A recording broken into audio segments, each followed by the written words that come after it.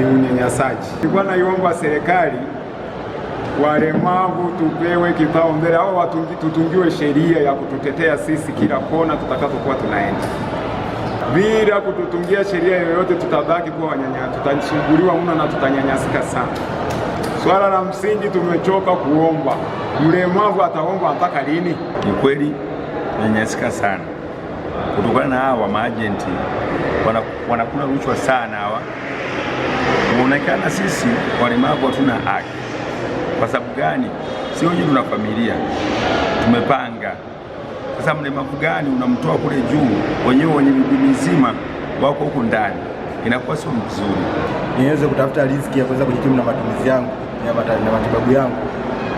Katika hapo stendi Nyegezi kuna ubaguzi wa viongozi, tunasumbuliwa tusifanye kazi, tunyanyapaliwa na tunapigwa. Ukiukwaji wa haki za binadamu uliotokea baina ya maajenti wenye ulemavu na wasio na ulemavu.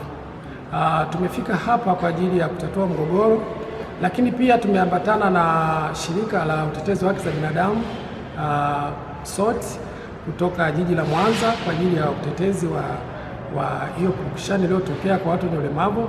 Na tatizo kubwa ambalo limeonekana hapa ni ufahamu mdogo wa sheria za watu wenye ulemavu, hasa katika mazingira ya kazi. Kwa hiyo hali iliyopo ni kwamba watu wenye ulemavu kwa sababu ya jamii iliyopo hapa kutokujua haki zao, ni kwamba hawapati haki zao za kimsingi, wanatokea kunyanyaswa na kukosa zile haki za kufanya kazi ili waweze kupata riziki. Kwa hiyo tumeweza kukaa na meneja wa hii stendi, viongozi wa mawakala pamoja na viongozi wanaomiliki vibanda ili kuweza kubaini hizi changamoto tuweze kuzitoa. Kwa sababu watu wenye ulemavu kwanza walioko hapa ni wachache, ni 8 tu katika mawakala 1000 walioko hapa stendi. Lakini kulingana na ile hali ya upendeleo waliokuwa wameitoa kwa watu wenye ulemavu, kwa hiyo mwisho wa siku mawakala wengine wanaona kama hawa watu wananufaika au wanapata riziki kubwa kuliko wao. Kwamba kulingana na mitazamo hasi ni kwamba wao hawataki kabisa kuwaona hapa, wanafikiri kwamba hii stendi ipo kwa ajili ya wao, kwamba haiwahusu watu wenye ulemavu pia. Kwa hiyo hawa wenzetu ni changamoto tu ya kawaida ambayo hata mtu yeyote hajui ni lini inaweza kumpata.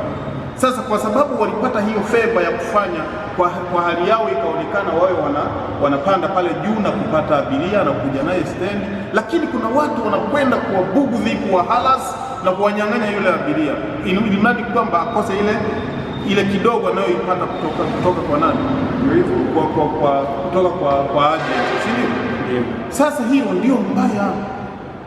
Hawa ni wanadamu kama sisi tu wote, kama tuko sisi wote ni kitu kimoja, ni watu. Hii ni changamoto. Kwani hao wao nani anayejua kama atakaa miaka 10 akiwa salama?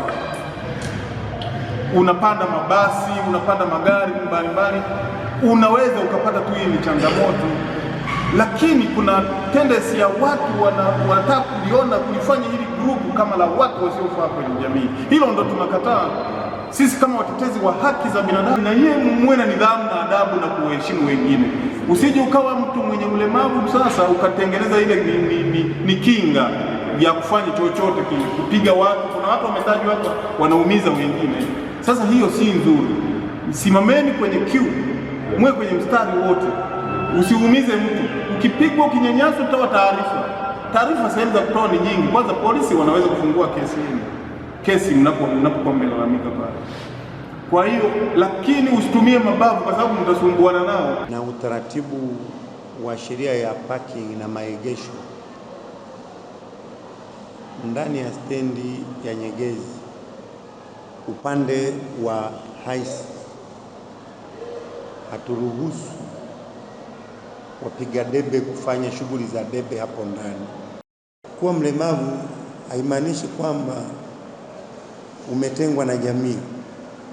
Kwa hiyo wao wanatakiwa waandike barua, waombe vyumba, wapange, tuwatambue kama wapangaji wetu.